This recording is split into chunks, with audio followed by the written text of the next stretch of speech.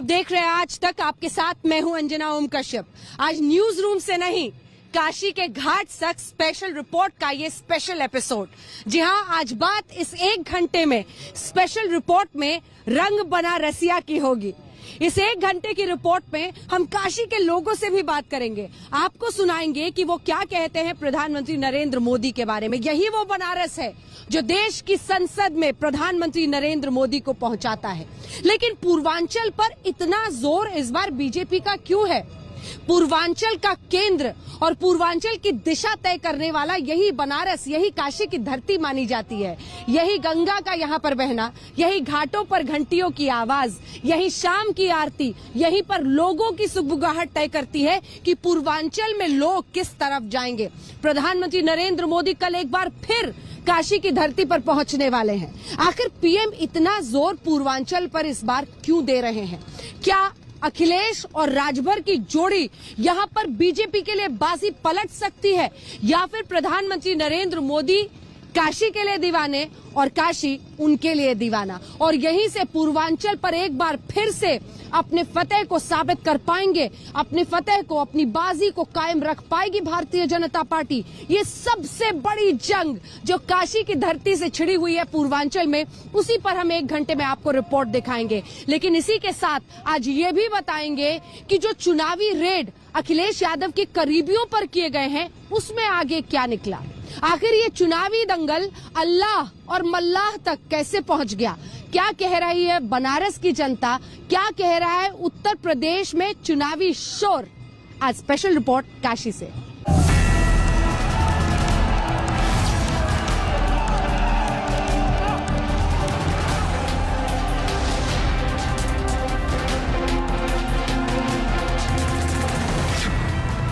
क्यों बार बार यूपी जा रहे हैं प्रधानमंत्री? देश दुनिया के उन श्रद्धालु जनन के प्रणाम करत है जो अपने अपने स्थान से इस महायज्ञ के साक्षी बनत हन। 2022 में किसकी बाजी में है दम?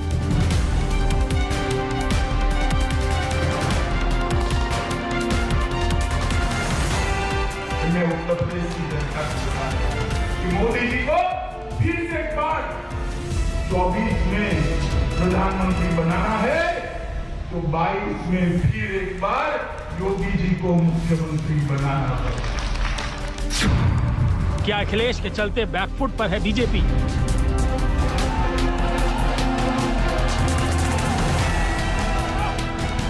सब मिल गए, एक साथ हो गए।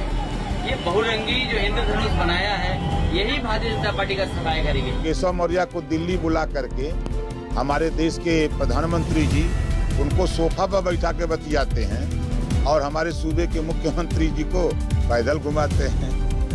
ये है इन लोगों की हताशा, निराशा, बौखलाहट। यूपी की लड़ाई अल्लाह मल्लाह पर आई। अल्लाह नीचे मल्लाह, और अल्लाह न चाहे और अल्लाह मल्लाह दोनों न चाहे तो कोई बीजेपी को बचा सकता है? बताओ। अखिलेश के करीबियों के घर रेड का सच। पहली बार देखने को मिल रहा है कि उत्तर प्रदेश में समाजवादी पार्टी की सरकार न बन जाए, इसके लिए इन संस्थाओं का भी इस्तेमाल होगा। तो पहली बार हुआ नहीं, क्या कांग्रेस के समय में नहीं हुआ था क्या? आखिर इनकी आय से अधिक संपत्ति का मामला बीजेपी के समय का मामला तो नहीं है, कांग्रेस की सरकार का समय का मामला है। जोड़ी का जोर होगा या होगा बड़ा उलटफेर?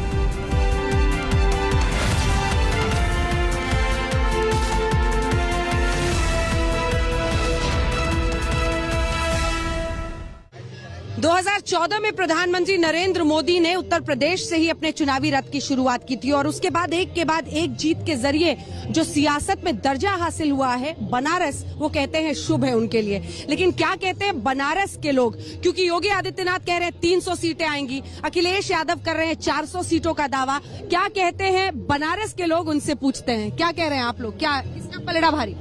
योगी मोदी जी का ही पलड़ा भारी। क्यों?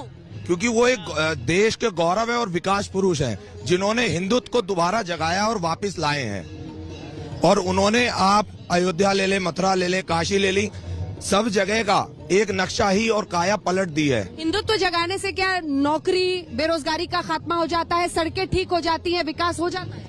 नहीं, बेरोजगार कोई नहीं है, सबको रोजगार मिला। काशी में इतना बड़ा कॉरिडोर बना है जिसमें पर डे मेरे हिसाब से 2500 लेबर काम कर रही थी, उन्हें क्या रोजगार नहीं मिला है? और आपको क्या लगता है? मोदी, घर घर मोदी, हर घर मोदी। क्यों? यहाँ मैं 2 साल पहले यहाँ आई और जब मैंने काशी को देखा और आज की बिल्कुल सब कुछ चेंज हो चुका है, बिल्कुल काया पलट दी उन्होंने। अब लग रहा है कि हाँ हम मतलब तिमकेश्वर भी गए और यहाँ आना बिल्कुल काशी नरेश, बिल्कुल मतलब अमेजिंग। इसलिए मैंने कहा था ना कि बनारस के लोगों से बात कीजिएगा तो जितने किस्से आपको नजर आएंगे उतने ही अलग अलग रंग नजर आएंगे, और इसीलिए रंग बनारसिया में कुछ और लोगों से बातचीत करेंगे। लेकिन शाम के इस पहर में नाव से लोग यहाँ पर आरती देख रहे हैं और यहाँ पर आरती हो रही है। अब आरती के समापन का वक्त आ गया है, लेकिन देखिए जल्दी से ये रिपोर्ट जो ये सवाल खड़े करता है कि आखिर बार बार पूर्वांचल की तरफ क्यों आ रहे हैं प्रधानमंत्री नरेंद्र मोदी।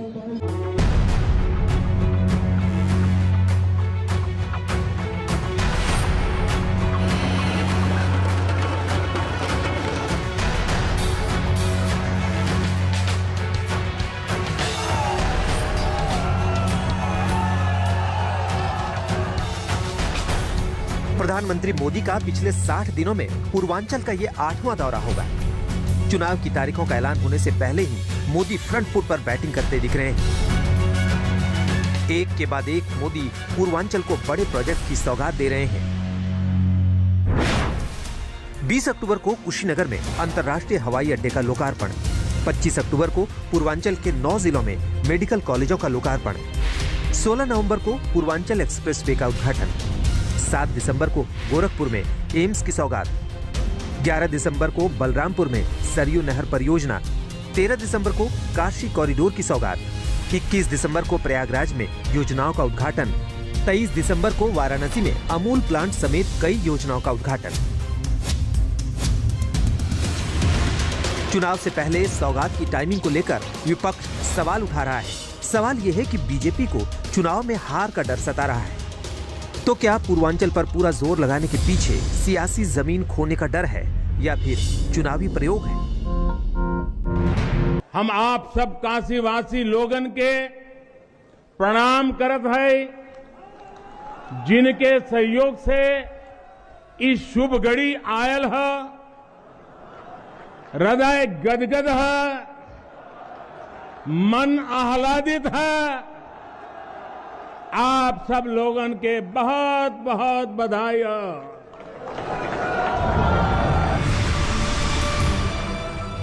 मोदी जिस तरह से बार बार पूर्वांचल के दौरे कर रहे हैं, वो इस इलाके की लगातार बढ़ती राजनीतिक अहमियत को दर्शाता है। पिछले 2 महीनों में बीजेपी ने पूर्वांचल में पूरी ताकत झोंक दी है।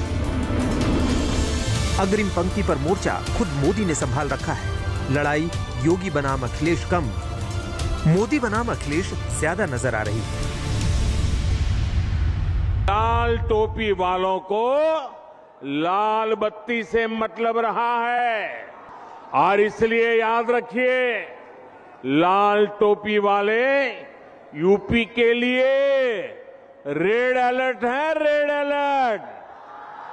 लाल टोपी के बारे में या लाल रंग के बारे में उत्तर प्रदेश के मुख्यमंत्री जी पहले भी बोल चुके हैं। ये लाल रंग इमोशंस का है।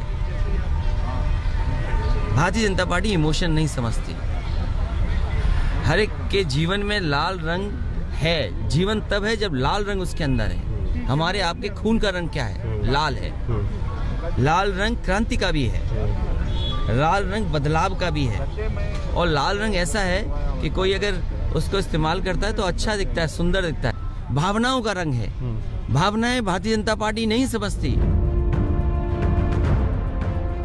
योगी आदित्यनाथ की नगरी से मोदी ने अखिलेश यादव पर यही सबसे बड़ा हमला किया था।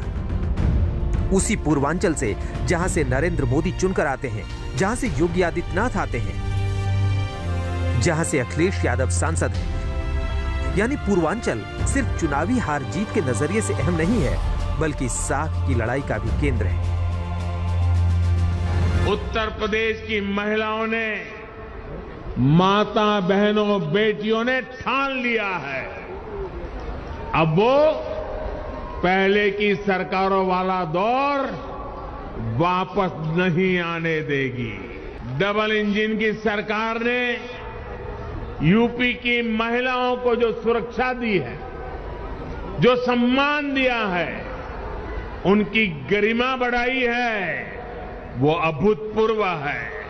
विकास के प्रति जो जज्बा होना चाहिए था, उस जज्बे को पंख नहीं मिल पा रहे थे। हम सब आभारी हैं आदरणीय प्रधानमंत्री जी के कि उन्होंने इस पूर्वी उत्तर प्रदेश में आजादी के बाद के उन सभी सपनों को साकार करने में कोई कोर कसर नहीं छोड़ी।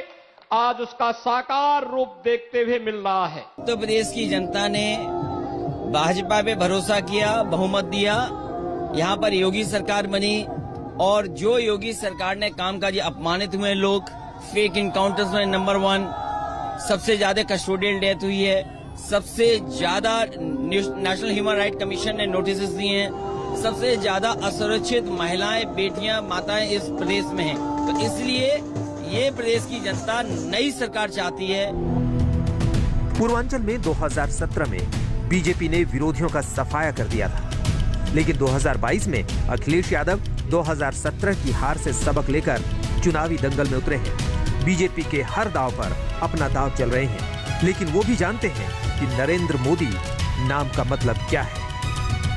क्या पूर्वांचल में अखिलेश यादव की रैलियों में जुट रही भीड़ की वजह से बीजेपी को अपनी रणनीति बदलनी पड़ी है, या फिर हर चुनाव की तरह बीजेपी उत्तर प्रदेश में चुनावी मोड में आ गई है?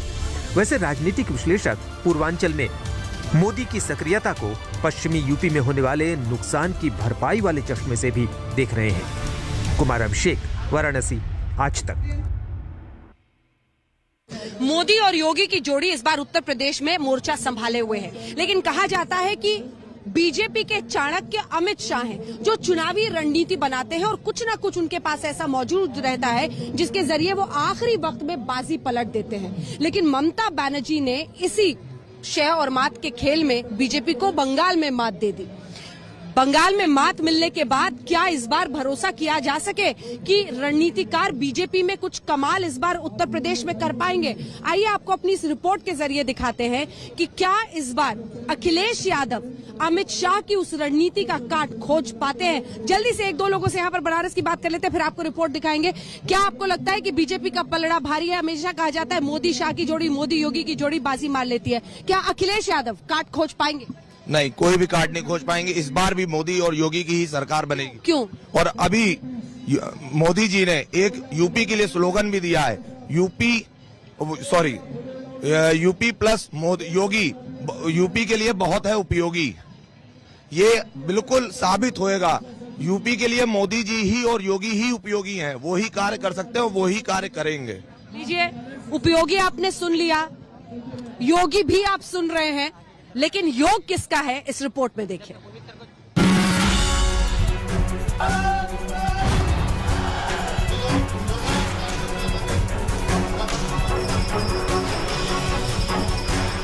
इन्होंने जाति के लिए समाज को बांटा है, जाति के साथ भी छल कर अपने परिवार भरने का काम किया है। अकेले मोदी जी ऐसे हैं जो सबका साथ, सबका विश्वास, सबका विकास ये लेकर आगे चल रहे हैं। मोदी और शाह की जोड़ी को अजेय माना जाता है। अब तक का चुनावी रिकॉर्ड इस जोड़ी के पक्ष में रहा, लेकिन 2022 में जोड़ी का जोर चलेगा या फिर होगा बड़ा उलटफेर? वैसे 2022 चुनाव बीजेपी के भविष्य के लिए कितना अहम है, ये अमित शाह की बातों पर गौर करके समझिए। मोदी जी के नेतृत्व में अगला जो लोकसभा का चुनाव जीतना है 24 में, उसकी नींव डालने का काम उत्तर प्रदेश का 22 का विधानसभा करने वाला है। चुनावों के लिए बीजेपी ने अपनी रणनीति को सिरे चढ़ाना शुरू किया। इसमें उसे सत्ता विरोधी लहर के साथ साथ आर्थिक मोर्चे पर भी खड़ी हुई चुनौतियों से निपटना है। रणनीति क्या होगी, जिम्मा बीजेपी के चाणक्य को सौंपा जा चुका है। अमित शाह अगले 10 दिनों में 7 बार उत्तर प्रदेश का दौरा करेंगे। शाह का मिशन यूपी 24 तारीख को प्रयागराज से शुरू होगा और 4 जनवरी तक चलेगा। इस दौरान अमित शाह 21 सभाएं करेंगे और 3 रोड शो करेंगे। 140 विधानसभा क्षेत्र को कवर करेंगे। एक सभा में 7 विधानसभा क्षेत्र शामिल होंगे। विशेष ध्यान ओबीसी बहुल और सुरक्षित विधानसभा सीटों पर होगा। बड़ी बात यह है कि शाह 3 रोड शो करेंगे, अयोध्या, गोरखपुर और बरेली में। खबरों के मुताबिक अयोध्या में रामलला के दर्शन के बाद शाह का बड़ा रोड शो होगा। शाह के दौरे का प्लान सूबे के जातिगत समीकरणों को ध्यान में रखकर बनाया गया है, जिसमें ओबीसी बहुल सीट को खास तवज्जो दी गई है। 2014, 2017 और 2019 में बीजेपी जीती तो शाह ने ही उत्तर प्रदेश का चुनावी प्रबंधन संभाला था। शाह का मंत्र है बूथ जीता चुनाव जीता। इस मंत्र के आधार पर शाह 300 पार का नारा बुलंद कर रहे हैं। मुझे बताइए, इस बार 300 पार की लड़ाई लड़ेंगे क्या? अरे ऐसे आवाज आता है निषादों का भाई, जरा जोर से बोलिए, 300 पार की लड़ाई लड़ेंगे क्या? जोर से बोलिए, 300 पार की लड़ाई लड़ेंगे क्या? सपा बसपा का सुपड़ा साफ करेंगे क्या? कांग्रेस को यूपी के अंदर अकाउंट न खुले ऐसी स्थिति में लाएंगे क्या? सरकार हर मुद्दे पर नाकाम है और जिस तरीके से जनता में नाराजगी है, आने वाले समय में हो सकता है जनता समाजवादियों को 400 सीटें भी जितवा दे। अभी तक तो हम 350 बोलते थे। उत्तर प्रदेश में अमित शाह के नेतृत्व में टीम तैयार हो चुकी है, जो जमीन पर काम कर रही है। पहले आपको मोदी और शाह की टीम के बारे में बताते हैं। राधा मोहन सिंह को राज्य का प्रभारी बनाया गया। सांगठनिक मामलों के हिसाब से राज्यों को 6 जोन में बांटा गया है। पश्चिमी यूपी के प्रभारी संजय भाटिया हैं। ब्रज के संजय चौरसिया, वाई सत्य कुमार को अवध का प्रभारी बनाया गया। वहीं सुधीर गुप्ता को कानपुर का, अरविंद मेनन को गोरखपुर और सुनील ओझा को काशी क्षेत्र का। अगर चुनावी प्रबंधन की बात करें तो केंद्रीय मंत्री धर्मेंद्र प्रधान को प्रभारी बनाया गया है। पश्चिमी यूपी के सह प्रभारी हैं कैप्टन अभिमन्यु। ब्रज क्षेत्र के चुनावी प्रबंधन संभालेंगे अर्जुन राम मेघवाल और विवेक ठाकुर। अवध क्षेत्र का चुनावी प्रबंधन सरोज पांडे को दिया गया है। कानपुर में चुनावी प्रबंधन शोभा करंदलाजे के हाथों में। वहीं गोरखपुर में चुनावी प्रबंधन केंद्रीय मंत्री अनुराग ठाकुर देखेंगे तो काशी का अन्नपूर्णा देवी। जो लोग जाति और परिवार की राजनीति करते हैं वो पारदर्शी सरकार नहीं चला सकते। जाति और परिवारवाद ही भ्रष्टाचार का जनक है और जो जाति और परिवार से राजनीति करते हैं वो भ्रष्टाचार विहीन शासन नहीं दे सकते। यूपी चुनाव में बीजेपी की चुनावी रणनीति क्या होगी, इसे समझिए। जाति आधारित समूहों के साथ बीजेपी गठबंधन करेगी। मोदी के सॉफ्ट हिंदुत्व और योगी के आक्रामक हिंदुत्व का फायदा उठाएंगे। रिपोर्ट कार्ड में बेहतर कानून व्यवस्था, भ्रष्टाचार मुक्त शासन, गरीब हितैषी नीतियां और मुफ्त टीकाकरण योजना को शामिल किया गया है। वहीं राष्ट्रवाद और हिंदुत्व की भावना को साधने के लिए अयोध्या में राम मंदिर, अनुच्छेद 370 का खात्मा, चोरी हुई अन्नपूर्णा की मूर्ति की वापसी और काशी के पुनर्विकास की बात होगी। यूपी में बीजेपी के सामने समाजवादी पार्टी के अखिलेश यादव के रूप में कड़ा प्रतिद्वंदी है, लेकिन कड़े प्रतिद्वंदी से निपटने के लिए बीजेपी के पास मोदी और शाह की जोड़ी है। आज तक ब्यूरो। उत्तर प्रदेश के चुनाव में हर रोज एक नया मुद्दा आता है। हम आपको अल्लाह और मल्लाह वाले दाव के बारे में भी बताएंगे, लेकिन उसके पहले इनकम टैक्स की रेड के जरिए जो सियासी भूचाल हम उत्तर प्रदेश में देख रहे हैं उस पर लोगों की बात कर रहे हैं। समाजवादी पार्टी के कुछ नेताओं पर इनकम टैक्स डिपार्टमेंट में नाम तो नहीं लिया है, लेकिन कह रहे हैं दाल में कुछ काला है। आप लोगों का किस पर भरोसा होता है, मोदी या फिर अखिलेश? किस पर दाव लगाएंगे? मोदी पर। मोदी पर। क्यों मोदी पर? इसलिए क्योंकि इतने दिन हो गए हैं मोदी जी को आए, 2015 में 14 में आए, तब से एक भी उनपे ऐसा नहीं, किसी ने उंगली भी नहीं उठा के बोली कि भ्रष्ट है, किसी ने नहीं बोली। और जो वो अच्छे काम करते हैं ना, उंगली उसी पे उठा देते हैं। क्या अच्छा काम हुआ ये बताइए। काशी कॉरिडोर बनाया, हॉस्पिटल एम्स बनाया, कॉलेज भी बनाया, मंदिर भी बनाया, तो कहेंगे कि खाली मंदिर बनाए। रोजगार नहीं है, रोजगार की कमी है। जी मैम, रोजगार की तो कमी है। हमारे उसी को रोजगार मिलेगा ना, जो योग्य है उसी को तो रोजगार मिलेगा। जो योग्य होगा। हाँ, अभी तक पिछले सरकार में भी यही हुआ था, जितना भर्ती आती थी मोदी सरकार ने भी वादा किया था कि हम भर्तियां देंगे, लेकिन इस बार ये है कि हाँ आप पेट्रोल महंगा को तो हर चीज रोजगार आपको ये चाहिए ना कि लोग बोल रहे हैं कि हाँ मंदिर बना दिए, मस्जिद बना, हॉस्पिटल बना दिए, ठीक है बना दिए, लेकिन हम क्या मंदिर में, मस्जिद में या फिर हॉस्पिटल में पैसे चाहिए ना, हम खुद का घर नहीं बसा पाएंगे तो फिर क्या करेंगे। जल्दी से अपनी ये रिपोर्ट आपको दिखाते हैं, क्योंकि इनकम टैक्स डिपार्टमेंट ने किसी का नाम नहीं लिया। समाजवादी पार्टी के जिन नेताओं पर रेड हुई है, लेकिन कहा है कि दाल में कुछ काला है। 68 करोड़ के कबूलनामे का जिक्र वो कर रहे हैं इनकम टैक्स चोरी पर। ये रिपोर्ट देखिए।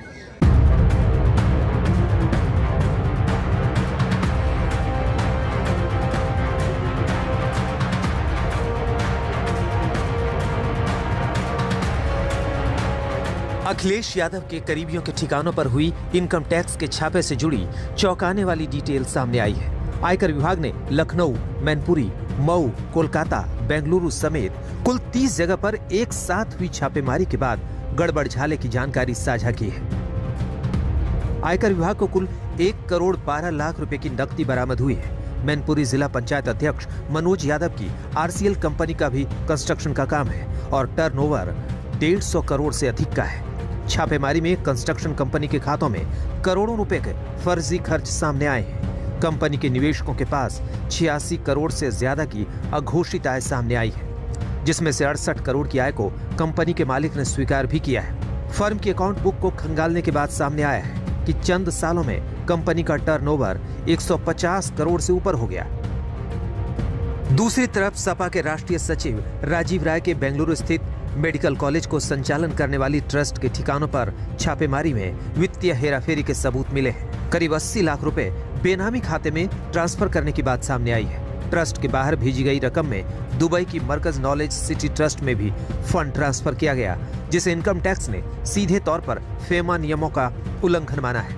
इतना ही नहीं, जांच में सामने आया कि एडमिशन फीस के तौर पर 3 सालों में 10 करोड़ नकद लिया गया, जिसमें से 4 करोड़ 80 लाख की रकम ट्रस्टी यानी राजीव राय ने अपने निजी प्रयोग में ली है। माहौल चुनाव का है, लिहाजा इनकम टैक्स रेट को लेकर सियासत का बाजार गर्म है। उनके छापों से कहीं किसी तरह की कोई दिक्कत नहीं, क्योंकि समाजवादी पार्टी के जो लोग हैं वो हिसाब रखने वाले लोग हैं और पाई पाई का हिसाब देने वाले लोग हैं। लेकिन उनसे एक सवाल है कि देश के गृह मंत्री के सुपुत्र जय शाह की संपत्ति 1 साल में 16,000 गुना बढ़ती है, उन पर क्या आप छापे मार पाएंगे? आयकर विभाग पर प्रश्न खड़े कर रहा है। अगर कोई भी संस्था कार्रवाई करती है, कानूनी कार्रवाई करने खड़ी होती है देश में, तो विपक्ष सारा एक सुर में क्यों खड़ा हो जाता है? आखिर आपको देश की एजेंसियों पर भरोसा नहीं है? अपराधियों पर कार्रवाई करें तो पुलिस पर प्रश्न खड़ा करते हैं, आतंकवादियों पर कार्रवाई करें तो आप सेना पर प्रश्न खड़ा कर देते हैं। ये सारे विपक्ष की प्रवृत्ति बन चुकी है। फिलहाल इनकम टैक्स की टीम छापेमारी में मिले दस्तावेजों को अभी भी जांच कर रही है। वहीं दूसरी तरफ एक और जांच पर सियासी घमासान शुरू हो गया है। दरअसल बीते दिन प्रियंका गांधी ने आरोप लगाया था कि उनके बच्चे के इंस्टाग्राम भी हैक हो गए हैं। अब सरकार ने खुद संज्ञान लेते हुए जांच के आदेश दे दिए हैं। संतोष कुमार, आज तक। मैं बनारस में हूँ, यहाँ गंगा की धारा है और इसी धारा से मल्लाह समाज के लोग जुड़े हुए हैं और तभी आप देख रहे हैं मल्लाह समाज को अपनी तरफ करने के लिए बीजेपी और समाजवादी पार्टी में जैसे जंग छिड़ गई। दरअसल पूर्वांचल की लगभग 100 सीटें ऐसी हैं जिस पर मल्लाह समाज के लोगों का दबदबा है और इसीलिए ये जंग आप देख रहे हैं। कोई अल्लाह और मल्लाह का नारा दे रहा है, कोई अपने अपने तरीके से जाति को साधने की कवायद में लगा है कि पूर्वांचल की बाजी मार ली जाए।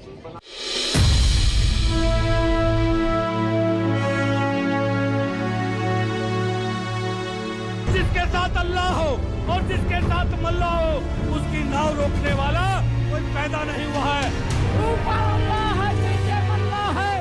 अगर मल्लाह चाहेगा पूरा पंख का सब चाहेगा तो आपकी नाव जो है भवसागर को पार कर देगी। और मैंने एक सेना तैयार की है, वो सेना हिसाब मांगने वाली है। कभी रावण से हिसाब मांगा था कि ऐसा क्यों किए हो, उसी तरीके से पिछली सरकारें रावण जैसे रणभेरी बच चुकी है और सियासी सेनापति अपनी अपनी सेना को लेकर कूच कर चुके हैं। पार्टियां अलग अलग हैं, मुद्दे अलग अलग हैं, नारे अलग अलग हैं, लेकिन केंद्र बिंदु में पिछड़ी जाती है, वही पिछड़ी जाति जिसे रिझाने के लिए नए नए चुनावी नारे बाजार में लॉन्च किए जा रहे हैं। मल्लाहों ने 3-3 बार नाव पार की, इन्होंने नाव डुबोई है। अब मल्लाह अगर डुबोने पे आ गया तो कोई धरती का आदमी बचा सकता है क्या? नहीं बचा सकता। तो मल्लाहों ने भी ठान लिया है, अब बीजेपी की नाव डुबोनी है। डुबोनी है कि नहीं? बताओ। डुबोनी है। तो मल्लाह जब डुबेगा तो कोई नहीं बचा सकता। ऊपर अल्लाह है और नीचे मल्लाह। अगर अल्लाह न चाहे और अल्लाह मल्लाह दोनों न चाहे तो कोई बीजेपी को बचा सकता है? बताओ। कश्यप सम्मेलन में 11 नवंबर को जो नारा मुजफ्फरनगर में लगा था, अब वही नारा समाजवादी पार्टी के पिछड़ा वर्ग प्रकोष्ठ के प्रदेश अध्यक्ष राजपाल कश्यप ने बुलंद किया है। अल्लाह और मल्लाह के नारे पर बड़ी टिप्पणी बीजेपी के साथ गठबंधन की गाड़ी में सवार संजय निषाद की आई। हमारे लोग बसपा के लोगों को पूछेंगे कि पिछली बार 2007 में पूर्ण बहुमत की सरकार बनाई थी, आपने कहा था जिसकी जितनी संख्या भारी उसकी इतनी हिस्सेदारी, तो मेरे आरक्षण पर रोक कैसे लगा दिया? हमारा तालघाट वर्ग 3 वर्ग 4 की जमीन छीनने के बाद हम लोगों ने बसपा से सत्ता छीन ली और अब हमारे मोहल्ले में हाथी के लोग जाएंगे तो बांध कर पिटाई करेंगे। समाजवादी पार्टी से भी पूछेंगे कि फूलन देवी के जो हत्यारा है वो हत्या की CBI जाँच की मांग रामविलास पासवान ने की थी, तो मुलायम सिंह ने क्यों आवाज़ नहीं उठाई? उनकी मांग जो है, आज फूलन देवी की जो जमीन थी, आज ये फूलन देवी भदोही की सांसद थी, इसीलिए इनको जगाने आया हूँ। स्पेशल रिपोर्ट की ये विशेष पेशकश आज आप काशी से देख रहे हैं। आपके साथ मैं हूं अंजना ओम कश्यप। आज बात उत्तर प्रदेश की सियासत की हो रही है।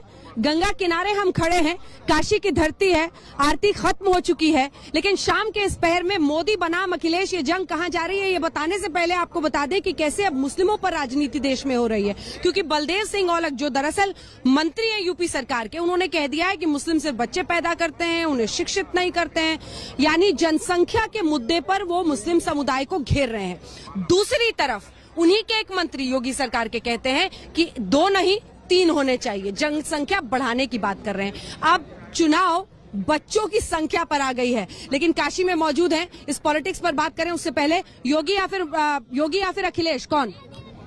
योगी जी आएंगे अब की बार भी। हर हर गंगे हर हर मोदी, जय श्री राम। मैं ना यहाँ पे मेरा बचपन बीता है, मैं 30 साल के बाद आई हूँ, बहुत अच्छा लगा हमें। अब बदला, बहुत बदलाव आया है, बहुत कुछ बदला है, बहुत बनारस, बहुत कुछ। हम यूरोप से आए, बार्सिलोना से। मोदी जी ने काम किया है, योगी जी आएंगे। हर हर मोदी, घर घर मोदी। चलिए, घाट के किनारे क्या लोग कह रहे हैं आपने सुन लिया, अब ये रिपोर्ट जरा देख लीजिए।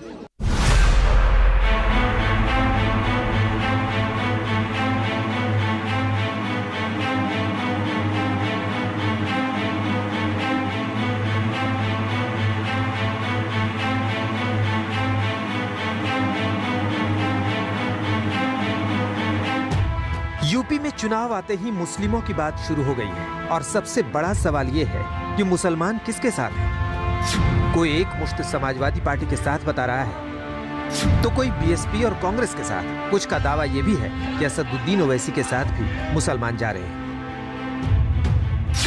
अब यूपी में मुसलमानों की इस गुणा भाग के बीच बीजेपी ने जो ध्रुवीकरण की राजनीति चली है उसमें मुसलमानों की इज्जत ही उतार कर रख दी है।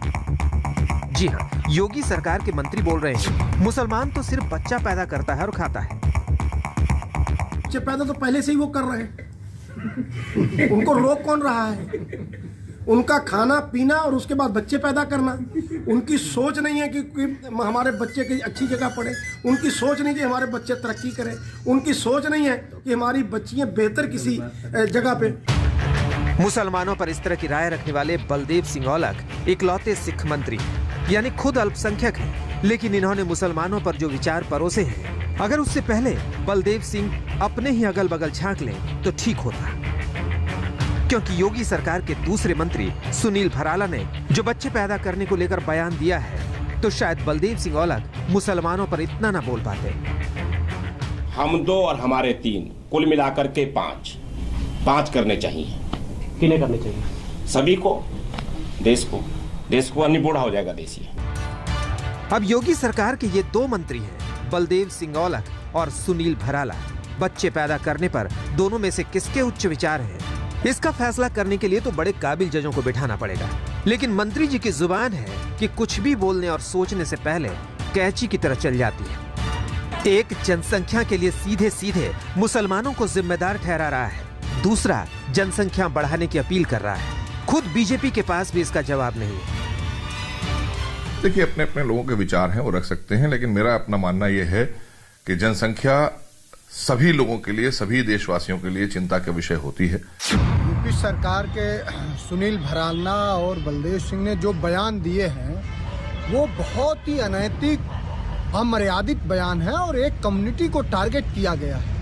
इन लोगों को सामंती व्यवहार और सामंती भाषा बहुत पसंद आती है भारतीय जनता पार्टी के लोगों को। बच्चे पैदा करने पर योगी सरकार के 2 मंत्रियों में ही इत्तेफाक नहीं है, लेकिन बलदेव सिंह औलख ने बच्चे पैदा करने पर मुसलमानों को टारगेट किया है। ऐसे में उनकी इस विवादित टिप्पणी पर असदुद्दीन ओवैसी भड़क रहे हैं और बलदेव सिंह औलख को जाहिल और अनपढ़ बता रहे हैं। वो जाहिल है, अनपढ़ है, आंखों की कमजोरी कम है और ऊपर वाले ने, खुदा ने उनसे सोचने समझने का सलीका छीन लिया है, इसलिए वो इस तरह के अनाप शनाप बक रहे हैं। इनको ये पढ़ना चाहिए कि मोदी सरकार ने सुप्रीम कोर्ट में खुद जाकर कहा कि हम 2 चाइल्ड नॉर्म के खिलाफ हैं। जाइए मोदी से कहिए क्यों कहा सुप्रीम कोर्ट को, और बताइए उत्तर प्रदेश का TFR रेट क्या है। उनको TFR के माने भी नहीं आते होंगे, जहालत है उनकी। आज हम आपको बताएंगे कि ओवैसी जिस TFR की बात कर रहे हैं आखिर वो क्या है, और भारत में मुसलमानों की आबादी पर ताजा आंकड़े और रिपोर्ट क्या कहती है। क्या भारत में मुस्लिम ज्यादा बच्चे पैदा कर रहे हैं? लेकिन उससे पहले खुद ओवैसी की पार्टी के नेता का एक बयान आपको सुनाते हैं। जी हाँ, AIMIM के नेता गुफरान नूर ने हाल ही में मुसलमानों से ज्यादा बच्चे पैदा करने की अपील करते हुए विवादित बयान दिया था। हमारे इस्लाम में लोगों ने कि बच्चे पैदा मत करो, मतलब लोगों ने है कि बच्चे पैदा मत करो, 1 बच्चा 2 बच्चे। अबे जब तक बच्चे ना होंगे तो कैसे हम लोग राज करेंगे? कैसे हमारे ओवैसी साहब प्रधानमंत्री बनेंगे? कैसे शौकत साहब हमारे मुख्यमंत्री बनेंगे? वोट नहीं होगा। अब ओवैसी की पार्टी के नेता गुफरान का वीडियो खूब वायरल हो रहा है। इसी पर यूपी के मंत्री बलदेव सिंह भी बड़बोले बन गए और अपनी जुबान पर कंट्रोल खो बैठे। बच्चे पैदा तो पहले से ही वो कर रहे हैं, उनको रोक कौन रहा है? उनका खाना पीना और उसके बाद बच्चे पैदा करना। उनकी सोच नहीं है कि हमारे बच्चे की अच्छी जगह पढ़े, उनकी सोच नहीं कि हमारे बच्चे तरक्की करें, उनकी सोच नहीं है कि हमारी बच्चियां बेहतर किसी जगह पे। मगर योगी जी के नेतृत्व में, मोदी जी के नेतृत्व में जो सरकारें आई हैं, उन्होंने बिना भेदभाव के सब बच्चियों को पढ़ाने का काम किया, बच्चों को पढ़ाने का काम किया, उन्हें ट्रेनिंग देने का काम किया। हाँ, हम ये चाहते हैं कि भाई देखिए, आज़ादी के लिए अगर देश को हमारी ज़रूरत पड़े, उसके लिए बच्चे होना भी ज़रूरी है। और खाने के लिए तो ये है, मैंने भी ये भी कहा था कि देखिए, ऊपर वाला अल्लाह ताला है खिलाने वाला है। आप क्यों डरते हो किसी से? भाजपा से क्यों डरते हो? हैं, मेरा सदर अल्लाह से डराता है। ये लोग जो सेकुलर नामनिहत पार्टियां हैं वो इंसानों से, मोदी से, भाजपा से डराती हैं। तो क्यों? हम में और इन लोगों में यही फ़र्क है कि हम लोग अल्लाह से डरते हैं और अल्लाह ही सब कुछ करने वाला है और इसके सिवा कोई नहीं। अब यूपी चुनाव में मुसलमानों के बच्चों पर बात निकली है तो शायद दूर तलक जाए, क्योंकि इससे पहले जिन्ना और लड़कियों की शादी की उम्र 21 साल करने पर भी राजनीति खूब हो रही है। संभल से अनूप कुमार के साथ अभिषेक मिश्रा, लखनऊ, आज तक। उत्तर प्रदेश में लगभग 19% मुस्लिम आबादी है। 19% मुस्लिम आबादी जिस तरफ जाएगी, यानी उसका पलड़ा भारी होगा। तमाम राजनीतिक पार्टियां इसमें पूरी ताकत झोंकती हैं। बीजेपी की मुश्किल ये है कि कहीं एकजुट होकर एक मुश्तिए वोट किसी एक तरफ ना चला जाए, क्योंकि वो फिर बड़ा प्रतिद्वंदी बनके सामने खड़ा हो जाएगा। क्या इसीलिए सोच समझकर मुस्लिम ज्यादा बच्चे पैदा करते हैं वाला बयान दिया गया है? आइए आपको आंकड़ों के नजरिए से जरा समझाते हैं कि महिला प्रजनन दर यानी फर्टिलिटी रेट जो है वो यूपी में आंकड़े क्या कहते हैं।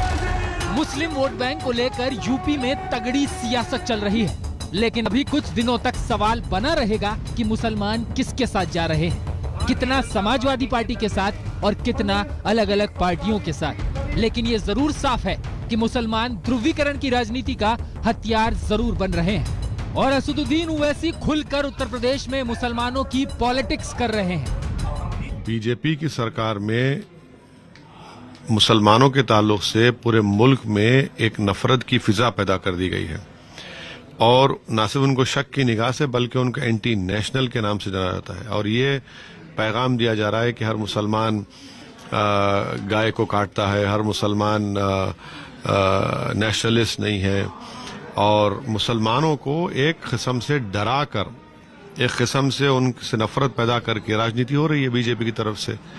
और रहा सवाल डेवलपमेंट का, तो आप बता दीजिए कि यहाँ पर उत्तर प्रदेश में जो प्रधानमंत्री ग्रामीण आवास योजना में कितने मुसलमानों को उन्होंने घर दिए।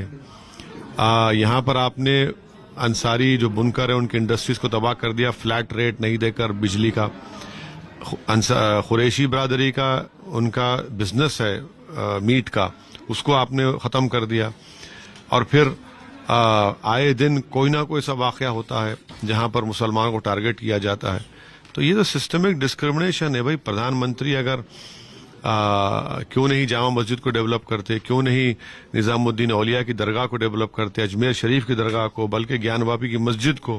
भाई सबका साथ, सबका विकास, सबका विश्वास। क्यों नहीं आप मदरसा में जो 50,000 टीचर हैं उनकी तनख्वाह 5 साल से आप नहीं दिए? क्यों नहीं आप माइनॉरिटीज की स्कॉलरशिप को डिमांड ड्रिवन कर देते? तो ये सब क्या बताता है आपको?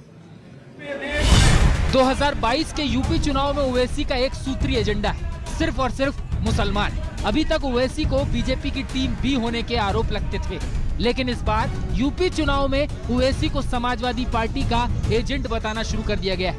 ऐसे में ओवैसी अपने भाषणों में पूछ रहे हैं, एक बार योगी और अखिलेश बैठकर तय कर लें कि वो किसके एजेंट है। हमारा हाल तो ऐसा है कि योगी बोलते ये समाजवादी का एजेंट, अखिलेश बोलते ये बीजेपी का एजेंट, कांग्रेस बोलते ये बी टीम।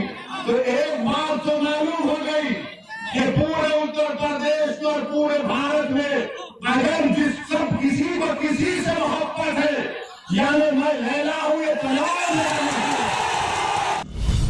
और अब यूपी में मुसलमानों पर राजनीति घूमते घूमते बच्चे पैदा करने पर आ गई है। यूपी के मंत्री बलदेव सिंह औलख कह रहे हैं कि मुसलमान सिर्फ बच्चा पैदा करते हैं और खाते हैं। ओवैसी के नेता कह रहे हैं कि मुसलमानों को ज्यादा बच्चे पैदा करने चाहिए, वरना ओवैसी देश के प्रधानमंत्री कैसे बनेंगे।